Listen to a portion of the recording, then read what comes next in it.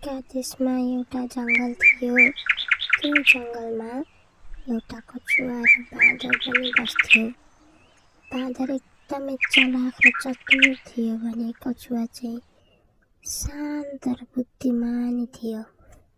एक दिन बाँदर र कछुवा जङ्गलमा डुल्दै गर्दा बाँदरले रुखमा चढेर आँप खान थाल्यो। तर कछुवा चाहिँ तलबाट हेरेर बस्यो किनकि ऊ त चढ्न सक्दैन। बाँदरले आँप खाएको देखेर कछुवालाई पनि खान मन लाग्यो। उसले बाँदरलाई मलाई पनि एउटा देऊ न भनेर माग्यो।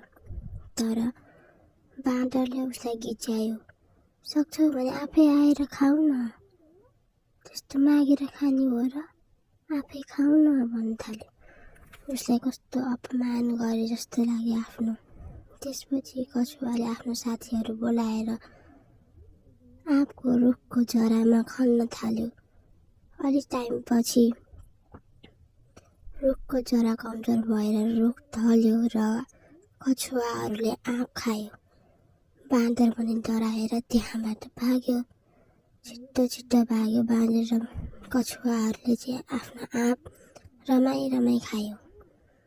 यस कथाबाट हामीले के शिक्षा पाउँछौँ भने कसैलाई अपमान गर्नु हुँदैन र अर्कोतिर के पनि शिक्षा पाउँछौँ भने एकतामा बल हुन्छ।